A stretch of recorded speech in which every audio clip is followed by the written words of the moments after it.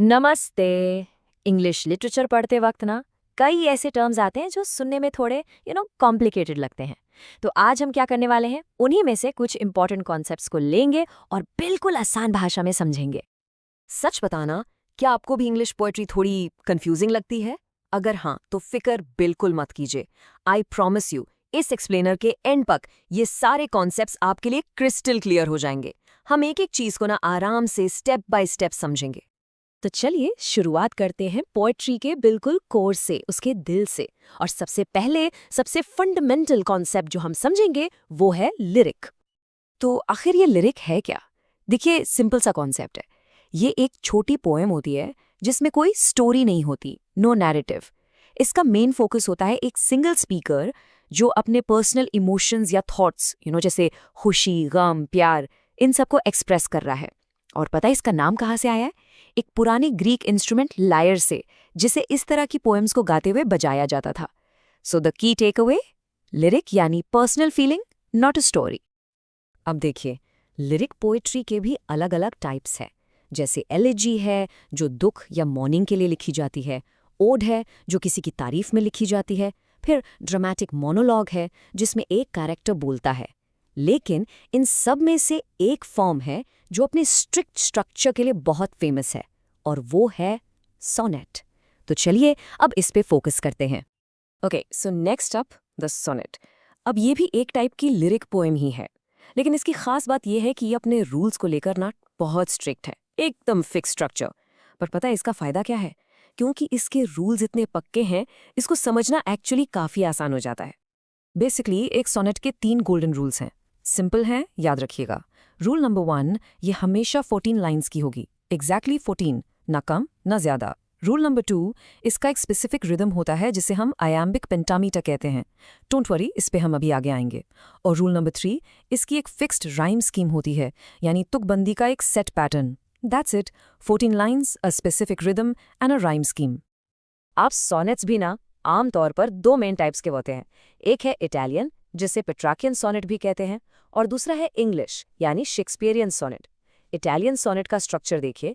पहली 8 लाइन, जिसे ऑक्टेव कहते हैं, एक प्रॉब्लम या सवाल रखती है, और बाकी की 6 लाइन यानी सेस्टेट उसका सोल्यूशन या जवाब देती है।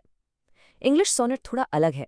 इसमें 4-4 लाइन के 3 हिस्से होते हैं, जिन्हें क्वाट्रेन्स कहते हैं, जो एक आइडिया को बिल्ड करते हैं step by step.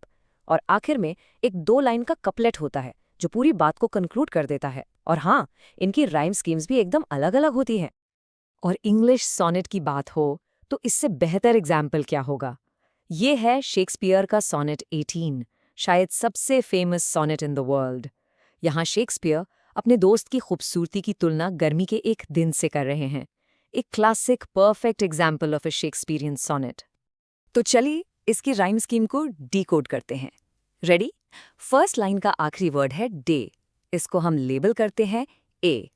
Second line का आखिरी वर्ड है टेम्परेट, ये डे से राइम नहीं करता तो इसको हम लेबल देंगे बी। अब आती है थर्ड लाइन, आखिरी वर्ड है मे, ये तो डे से राइम कर रहा है तो ये भी हो गया ए। और फोर्थ लाइन का लास्ट वर्ड है डेट, ये टेम्परेट से राइम करता है तो ये हो गया बी। तो पैटर्न क्या बना? A B A B. देखा, यही है शेक्सपियरियन सोनेट की राइम स्कीम। ओके, तो अभी तक हमने देखा कि सोनेट में राइम भी है और रिदम भी है ना। पर सोचिए, क्या हो अगर हम इसमें से राइम निकाल दें लेकिन रिदम को वैसा ही रहने दें? सोचो। वेल, वही कहलाता है blank verse. So blank words का फंडा बहुत सिंपल है। इसमें एक स्ट्रिक्ट मीटर यानी रिदम होता है, और वो भी ज्यादातर आयम्बिक पेंटामीटर ही होता है।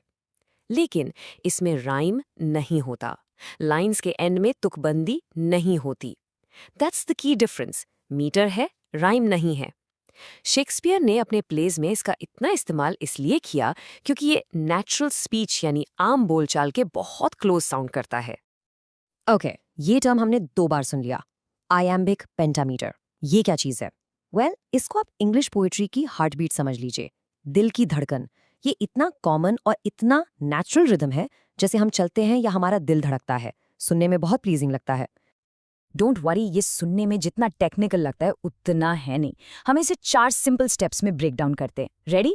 स्टेप 1, एक लाइन में 10 सिलेबल्स होंगे। स्टेप 2, इन 10 सिलेबल्स को हम 5 जोड़ों या 5 पेयर्स में डिवाइड करेंगे। इन पेयर्स को कहते हैं फीट। स्टेप 3, हर एक पेयर या हर एक फुट एक आईएम है। और सबसे इंपॉर्टेंट स्टेप 4, एक आईएम क्या होता है? ये होता है एक अनस्ट्रेस सिलेबल यानी हल्की आवाज जिसके आगे एक स्ट्रेस सिलेबल यानी जोर की आवाज आती है। साउंड ऐसी होती है डड्डुम। तो पूरी लाइन कैसे साउंड करेगी? 5 बार डड्डुम, यानी डड्डुम डड्डुम डड्डुम डड्डुम डड्डुम। चलिए इसको एक एग्जाम्पल से सुनते हैं। हैमलेट की लाइन है, इसके रिदम पर ध्यान देना। But break my heart for I must hold my tongue. सुना आपने? वो ददम ददम ददम का रिदम बिल्कुल क्लियर है, लेकिन यहाँ पहली लाइन में गुड और दूसरी में टंग है। ये आपस में राइम नहीं कर रहे हैं। And that's exactly what blank verse is. Rhythm है बट राइम नहीं है। ऑलराइट, तो अभी तक हमने बात की पोएम के स्ट्रक्चर की, उसके रिदम की, उसके राइम की। अब थोड़ा गियर शिफ्ट करते हैं और एक फिगरेटिव डिवाइस यानी एक तरह के अलंकार पर आते हैं जिसे कहते हैं कंसीट। ये कोई आम कंपैरिजन नहीं है, ये बहुत ही क्लेवर और अनोखा होता है। तो ये कंसीट आखिर है क्या?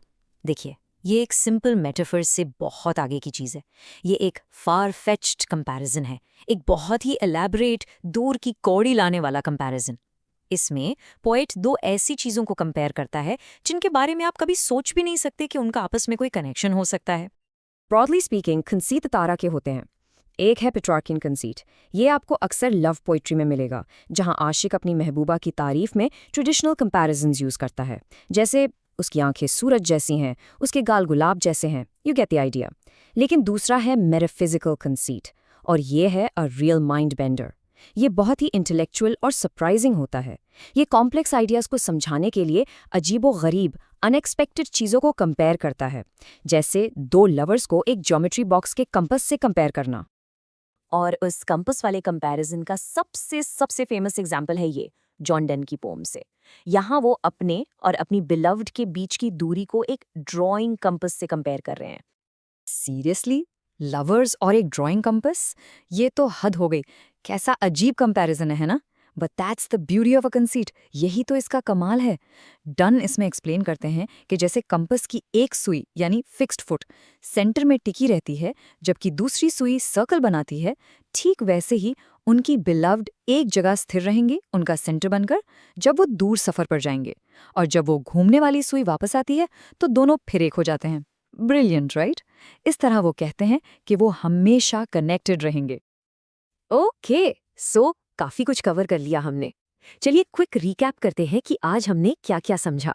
ये हमारी जर्नी का सिर्फ पार्ट 1 था। तो आज हमने 4 मेजर टर्म्स को मास्टर किया। नंबर 1, लिरिक यानी पर्सनल इमोशंस, नो स्टोरी। नंबर 2, sonnet, 14 lines, fixed rhyme and fixed meter. नंबर 3, ब्लैंक वर्स, मीटर तो है बट राइम नहीं। एंड नंबर 4, कंसीट, एक अनोखा, फार-फेच्ड, ब्रिलियंट मेटाफर। ये है आज के हमारे की टेकअवेज। पर ये तो सिर्फ शुरुआत है। इंग्लिश लिटरेचर की दुनिया ऐसी ही अमेजिंग टर्म्स से भरी पड़ी है। अगर आप और जानना चाहते हैं तो इस सीरीज का पार्ट 2 देखना बिल्कुल मत भूलिएगा। मिलते हैं अगले एक्सप्लेनर में। Thank you for joining.